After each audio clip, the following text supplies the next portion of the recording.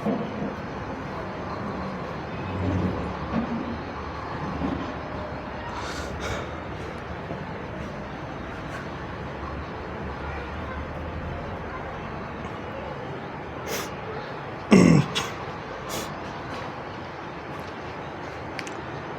बच्चों, आज हम लोग देखेंगे ये एक द्विध्रुव है -q और इधर है +q। तो इसे हम लोग क्या कहते हैं, द्विध्रुव। एक माइनस और एक प्लस आवेश जब नज़दीक में हो तो उसे क्या कहते हैं, द्विध्रुव कहते हैं। क्या कहते हैं उसे, द्विध्रुव। और इसके बीचों बीच में क्या होगा, केंद्र होगा। इसके बीचों बीच क्या होगा, केंद्र। और इसे हम लोग बिंदु ए इसे हम बिंदु ए लेंगे और इसे बिंदु बी। अब यहाँ से कह रहा है कि इसके अक्षीय स्थिति पर, किस स्थिति पर, अक्षीय स्थिति पर। तो ये जो रेखा होगा ये इसका अक्षीय स्थिति हो गया। तो इस अक्षीय स्थिति पर कहीं एक बिंदु जो है वो M बिंदु है और इस बिंदु पर विद्युत क्षेत्र का तीव्रता ज्ञात करना है। तो इसे कैसे निकालेंगे ये हमें पता करना है। तो यहाँ से केंद्र से M का जो डिस्टेंस है वो दिया हुआ है x। केंद्र से M तक का डिस्टेंस दिया हुआ है x। और हम क्या करेंगे, इसका जो है द्विध्रुव का जो है केंद्र से किसी भी एक आवेश का जो लंबाई होगा वो L होगा और इस साइड भी ये क्या होगा, ये L होगा। तो अब हम बात करते हैं कि B से M का जो डिस्टेंस होगा और A से M का डिस्टेंस होगा वो कितना होगा। तो B से अगर M का डिस्टेंस देखें तो ये पूरा डिस्टेंस है x और इसमें अगर L डिस्टेंस माइनस कर दिया जाए तो बाकी जो बचेगा डिस्टेंस वो हो जाएगा x माइनस L। अब बात करें A से M के डिस्टेंस का, तो A से M का जो डिस्टेंस है वो हो जाएगा x और इधर जो है L। तो ये कंप्लीट क्या हो जाएगा, x प्लस L। यहाँ से यहाँ का डिस्टेंस अगर देखें तो ये हो जाएगा x प्लस L। बताओ यहाँ से यहाँ तक डिस्टेंस क्या है, L, और यहाँ से यहाँ तक पूरा क्या है, x। ये कितना है, ये यहाँ से यहाँ तक L है, इधर पूरा क्या है, x। तो अगर ये इस डिस्टेंस का बात करें तो पूरे में से इतना को अगर घटा दिया जाए तो क्या बचेगा, इतना बचेगा x माइनस L। ठीक उसी प्रकार अगर इतना दूर x है और इधर इसमें L अगर जोड़ दिया जाए तो ये पूरा क्या बन जाएगा, x प्लस L। तो इस तरह हम लोग को ये दूरी पता चल गया कि +q आवेश से M का दूरी है x माइनस L और -q आवेश से जो M का दूरी है वो कितना है, x प्लस L। अब हमें विद्युत क्षेत्र की तीव्रता अब निकालना है। अब हमें विद्युत क्षेत्र की तीव्रता M पर q आवेश, ये जो है B पर जो मौजूद है +q आवेश, उसके द्वारा निकालना है। तो हमें पता है कि अगर धनात्मक आवेश होता है तो उसके लिए विद्युत क्षेत्र का तीव्रता का जो दिशा होता है वो क्या होता है, बाहर के तरफ। तो ये हो जाएगा EMB, जिसका दिशा जो है वो किधर है, M से B के तरफ। उसका दिशा किधर है, अच्छा B से M के तरफ। किधर है दिशा उसका, B से M के तरफ। अब बात करें अगर -q आवेश का, -q जो ये आवेश दिख रहा है इसके लिए अगर बात करें तो इसके लिए जो दिशा होगा वो होगा EMA और इसका दिशा होगा किस साइड, इस साइड होगा। किधर होगा, इस साइड। अब हम लोग को पता है कि अगर कोई स्थिर आवेश है उसके लिए विद्युत क्षेत्र की तीव्रता का मान होता है kq/r²। कितना होता है, kq/r²। तो यहाँ पर जो है E का जो मान होता है व्युत्क्रमानुपाती होता है किसके, r² के। कहने का मतलब ये हुआ अगर डिस्टेंस अगर बढ़ेगा तो E का वैल्यू घटेगा, अगर डिस्टेंस यहाँ पर घटेगा तो E का वैल्यू बढ़ेगा। तो अगर बात किया जाए यहाँ से +q से इस बिंदु M का डिस्टेंस वो हो गया आपका MB, और अगर बात करें A -q से इस बिंदु M का तो ये हो जाएगा आपका MA। अगर इस दोनों में तुलना किया जाए तो कौन सा दूरी बड़ा है, कौन सा दूरी ज़्यादा है, तो जो MA है, MA वो क्या है, ज़्यादा डिस्टेंस है यहाँ पे। तो MA क्या है, ज़्यादा। अब हमको पता यहाँ से है कि जो वैल्यू क्या होगा, जिसमें डिस्टेंस दूरी का वैल्यू ज़्यादा होगा तो वहाँ विद्युत क्षेत्र की तीव्रता क्या होगा, कम। और जिसका दूरी कम होगा वहाँ विद्युत क्षेत्र की तीव्रता क्या होगा, ज़्यादा। तो अगर ये दूरी कम है तो इसका जो होगा EMB वो क्या होगा, ज़्यादा होगा किससे, EMA से। यानी दूरी कम होगा तो विद्युत क्षेत्र की तीव्रता क्या होगी, ज़्यादा। दूरी कम होगा तो विद्युत क्षेत्र की तीव्रता क्या होगी, ज़्यादा। दूरी होगी ज़्यादा तो विद्युत क्षेत्र की तीव्रता क्या होगा, कम। ये बात हम लोग को पहले से पता है। अब अगर बात करें ई नेट निकालने का, अगर बात करें हम लोग ई नेट निकालने का, तो ई नेट जो होगा वो हमारा E M B minus E M A होगा। क्यों ऐसा हम लोग कर रहे हैं? क्योंकि इसका जो है अभी मैग्नीट्यूड वो ज़्यादा है और इसका मैग्नीट्यूड जो है इसका कम, इसका परिमाण ज़्यादा है, ई एम बी का परिमाण ज़्यादा है, ई एम बी का परिमाण क्या है? ज़्यादा, और ई एम ए का परिमाण क्या है? कम। तो अगर हम लोग ई नेट निकालें और E M B minus E M A करें, तो अब जो ई नेट का जो दिशा होगा, ई नेट का दिशा किसके दिशा में होगा? ई एम बी के दिशा में। किसके दिशा में? ई एम बी के दिशा में, क्योंकि इसका तीव्रता जो है वो ज़्यादा है और इसका तीव्रता क्या है? कम। तो ई नेट जब निकालेंगे तो ये क्या होगा? इसके दिशा में होगा। अगर बात हम लोग कर ले, यहाँ पर एक ब्लॉक है, अगर इधर से खींचा जाए 5 न्यूटन और इधर से खींचा जाए 10 न्यूटन, तो आप बताइए ये जो ब्लॉक है वो किस दिशा में जाएगा? यानी परिणामी बल जो लगेगा इस पे किस दिशा में लगेगा? जो बल बड़ा है उसी दिशा में क्या होगा? उसी दिशा में इसका एफ नेट होगा, जो कि कितना होगा? 10 - 5, जो कि हो जाएगा 5 न्यूटन। और ये 5 न्यूटन जो है इसी 10 न्यूटन वाले के दिशा में परिणामी बल होगा। अगर बात करें हम लोग F1 का दिशा अगर इस साइड है और F2 का दिशा जो है वो इस साइड है, तो अगर F नेट का दिशा जो होगा, F नेट का दिशा वो किसके डायरेक्शन में होगा? 10 न्यूटन वाले की डायरेक्शन में होगा, F1 के डायरेक्शन। सेम वही यहाँ पे हो रहा है। विद्युत क्षेत्र की तीव्रता ई एम बी का क्या है? ज़्यादा, तो इसीलिए हम लोग ई एम बी में माइनस किए ई एम ए को, और ई नेट का जो दिशा होगा, परिणामी विद्युत क्षेत्र की तीव्रता का जो दिशा होगा वो ई एम बी के दिशा में होगा। ठीक, तो यहाँ से हम लोग को डायरेक्शन का कन्फ्यूजन दूर हो गया। तो हम क्या करेंगे, यहाँ पे माइनस दिया हुआ है, तो ये माइनस जो आवेश है इसका सिर्फ परिमाण हम लोग यूज करेंगे, और इसके लिए दिशा जो है वो हम ले चुके हैं। किस साइड लिए हुए दिशा इसका? इसके तरफ, माइनस क्यू आवेश के तरफ दिशा ले चुके हैं। ठीक, तो अब हम लोग क्या करेंगे, फार्मूला रखेंगे और इसका डेरिवेशन करेंगे। तो चलिए हम लोग क्या करेंगे, अब ई नेट निकाल रहे हैं, तो ई नेट इक्वल टू हो जाएगा, अगर ई एम बी के लिए रखें तो ई एम बी का हो जाएगा के क्यू, और ई एम बी में डिस्टेंस कितना होगा? डिस्टेंस हो जाएगा इसका एम बी, तो एम बी कितना? एक्स माइनस एल, तो ये हो जाएगा एक्स माइनस एल का स्क्वायर, क्योंकि फार्मूला होता है के क्यू बाय आर स्क्वायर, तो इसीलिए नीचे हमें एक्सएल का होल स्क्वायर करना पड़ा, एक्सएल का होल स्क्वायर। अब हम लोग क्या करेंगे, यहाँ पे माइनस देंगे और उसके बाद ई एम ए का लिखेंगे, तो ई एम ए का हो जाएगा के क्यू, और यहाँ पर हो जाएगा एक्स प्लस एल का स्क्वायर। अब Q जो है यहाँ पे माइनस में दिया गया है, Q जो है क्या है? माइनस में दिया गया है, लेकिन हम लोग यहाँ पे माइनस इसलिए नहीं लिखेंगे क्योंकि हम लोग कंसीडर कर चुके हैं ये डायरेक्शन जो है, ये देखिए डायरेक्शन ई एम बी का इस साइड लिए हैं और ई एम ए का डायरेक्शन जो है वो किधर लिए हैं? उस साइड। तो अब जो ई नेट जो निकाल रहे हैं, ई नेट का जो परिमाण आएगा और वो तो इसके माइनस करने से आ जाएगा, और इसका जो दिशा होगा ई नेट का वो किसके दिशा में होगा? ई एम बी के दिशा में।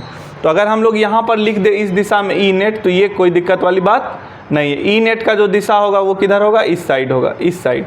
ठीक ना। अब इसको हम लोग सॉल्व करेंगे, तो इसको सॉल्व करने के लिए के क्यू को जो है बाहर निकाल लिए, उसके बाद एक्स माइनस एल का square minus 1 x plus L का होल स्क्वायर। अब इस दोनों का हम लोग एलसीएम लेंगे और इसे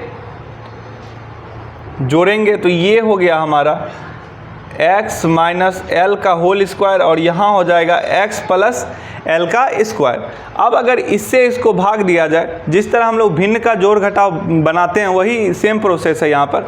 अगर इससे भाग दिया जाए तो ये और ये कैंसिल हो जाएगा, तो बचेगा ये वाला पार्ट, और इस वाले पार्ट का 1 से मल्टीप्लाई करके लिख सकते हैं यहाँ पर। ये हो जाएगा x प्लस एल का होल स्क्वायर। अब माइनस का साइन यहाँ आ जाएगा। ठीक, अब इससे क्या करेंगे, डिवाइड करेंगे इस दोनों टर्म में, तो ये टर्म और ये टर्म कट जाएगा। ये वाला जो टर्म बचा है, इस पद से, इस टर्म से 1 को हम लोग गुना करेंगे, तो ये आ जाएगा x माइनस एल का होल स्क्वायर। इसके बाद क्या करना है, के क्यू। अब क्या करना है, देखिए अब ये जो आपको x प्लस एल का होल स्क्वायर दिख रहा है, यानी a प्लस बी का होल स्क्वायर, तो इसको हम लोग ब्रेक कर देंगे, तो ये हो जाएगा x square plus L square plus 2xl। अब माइनस का साइन देंगे। अब इसका हम लोग a माइनस बी का होल स्क्वायर का फार्मूला लगाएंगे, तो ये हो जाएगा x square plus L square minus 2xl। अब यहाँ पर जो ये माइनस का साइन है वो इस पूरे पद के लिए हो जाएगा, यानी इसके लिए और इसके लिए भी। और नीचे जो हम लोग क्या करेंगे, अगर किसी चीज़ का स्क्वायर लिखा हुआ रहता है तो उसको 2 टाइम्स हम लोग लिख सकते हैं मल्टीप्लाई करके x इंटू एक्स। तो अगर x माइनस एल का स्क्वायर है तो इसे लिख सकते हैं x minus L into x minus L. तो ये हो जाएगा आपका x माइनस एल और यहाँ भी हो जाएगा x माइनस एल।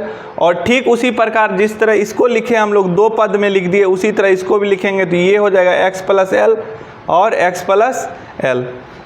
अब देखिए यहाँ माइनस लगा हुआ और ब्रैकेट में ये तीनों पद है, तो इससे माइनस में ये माइनस बन जाएगा और ये माइनस, और ये वाला टर्म जो हो जाएगा ये प्लस हो जाएगा। तो इस तरह प्लस प्लस ये दोनों इससे कट जाएगा और बचेगा ये 2xl, माइनस माइनस प्लस ऊपर में भी 2xl, तो ये दोनों आपस में जुड़ जाएगा और जुड़ के हो जाएगा ये 4xl, जुड़ के हो जाएगा 4xl। अब एक पद यहाँ से एक पद यहाँ से लेंगे तो ये फार्मूला बन जाएगा a प्लस बी और माइनस a प्लस बी गुने a माइनस बी। तो इसका क्या होता है a square minus B square, तो लिख देंगे इसको x square minus L square. ठीक ही इस पद और इस पद को मिला करके क्या लिख सकते हैं a प्लस बी और a माइनस बी, यानी x प्लस एल और x माइनस एल है, तो इसको लिख सकते हैं x square minus L square. यही वाला जो टर्म है यहाँ पर बच्चे को थोड़ा सावधानी रखना होता है और अच्छे तरीक़ा से उसे कैलकुलेट करना होता है। तो अब इसको हम लोग आगे बढ़ाते हैं। तो ये देखिए ये टर्म और ये टर्म सेम टर्म है, तो इसका हम लोग क्या एक पद में लिख करके इसका स्क्वायर लगा देंगे। तो ये हो जाएगा आपका ई नेट के क्यू 4xl, नीचे हो जाएगा x square minus L square का होल स्क्वायर। होल स्क्वायर यहाँ पे इस लगाए क्योंकि ये जो है 2 टर्म है, ये 2 टर्म आपस में मल्टीप्लाई में है, इसीलिए इसको लिख करके इस पे ऊपर में स्क्वायर लगा दिए। अब हम लोग पढ़े हुए हैं कि ये जो द्विध्रुव है इसका एक आघूर्ण होता है, द्विध्रुव आघूर्ण। तो इसका द्विध्रुव आघूर्ण का जो परंपरागत दिशा होता है वो माइनस क्यू से प्लस क्यू के तरफ होता है, तो ये P हो गया। तो अब इस P को जो है हम लोग यहाँ पर पुट करेंगे। तो इसके लिए क्या करना होगा, इसके लिए हमें इसको लिखना पड़ेगा इस टर्म को K 2QL इंटू एक्स, यानी इस पूरे टर्म को हम इस तरह लिख सकते हैं K, उसके बाद 4 को लिख दिए 2 इंटू 2QL और x जो बचा था उसे यहाँ लिख दिए, और ये हो गया हमारा x square minus L square का होल स्क्वायर। अब जो है हम लोग K2, अब 2QL के जगह पे P रख देंगे, यानी यहाँ पर रख देंगे हम लोग P इक्वल टू 2QL लिख दिए। अब नीचे है ये x square minus L square का होल स्क्वायर। अब हम लोग जानते हैं कि द्विध्रुव जो होता है बहुत छोटा होता है, बहुत लघु होता है, ठीक ना। तो हम लोग लिखेंगे लघु द्विध्रुव, द्विध्रुव के लिए, लघु द्विध्रुव के लिए जो ये केंद्र से किसी भी एक आवेश का जो दूरी L है वो इस दूरी x से, केंद्र से जो ये बिंदु M तक जो दूरी x है, ये जो x दूरी है वो L से बहुत बहुत ज़्यादा क्या है, बड़ा है, वो बहुत बहुत ज़्यादा क्या है, बड़ा। तो L जो है वो क्या है, x से बहुत ज़्यादा क्या है, छोटा, यानी x जो है L से क्या है, बहुत ज़्यादा बड़ा। अगर इस तरह कहें L क्या है, x से छोटा, यानी x जो है L से क्या है, बड़ा, ठीक ना।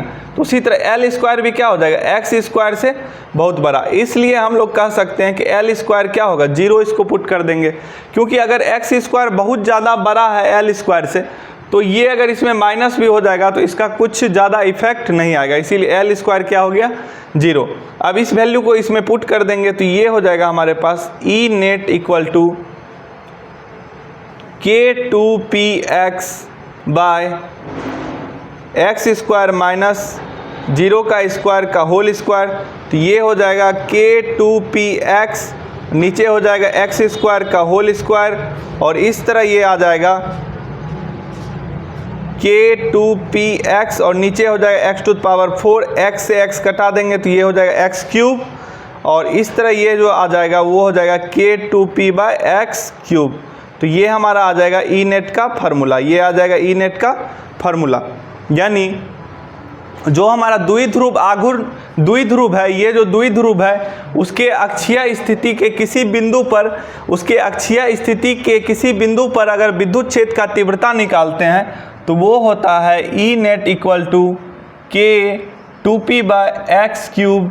और इसी को अगर हम लोग लिखना चाहें K का वैल्यू अगर लिख दें 1/4 पाई एप्सिलॉन नॉट, तो ये हो जाएगा 1/4 पाई एप्सिलॉन नॉट 2px/q, ये हो गया ई नेट। अब देखिए ई नेट का जो दिशा है वो किधर है, वो दिशा किधर है, बाहर की तरफ, उस साइड है, ठीक ना। सेम वही जो है यहाँ पर द्विध्रुव आघूर्ण जो है उसका भी दिशा किधर है, उसी साइड।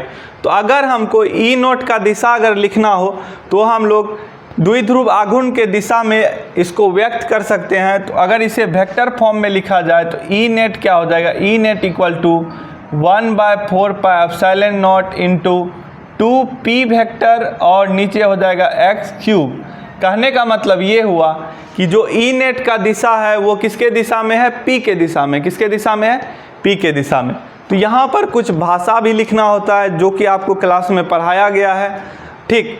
तो भाषा जो है आप वो भी लिख सकते हैं। नीचे आपको कमेंट में जो है इसका PDF मिल जाएगा जिसमें कि इसका भाषा सहित लिखा हुआ होगा, ठीक। आप वहाँ से देख सकते हैं। आप इसका कैलकुलेशन समझना ज़्यादा इम्पोर्टेंट समझे। सबसे जो इम्पोर्टेंट चीज़ था वो क्या था कि अगर दूरी अगर कम होगा तो उसमें विद्युत क्षेत्र की तीव्रता क्या होगी, अधिक होगी।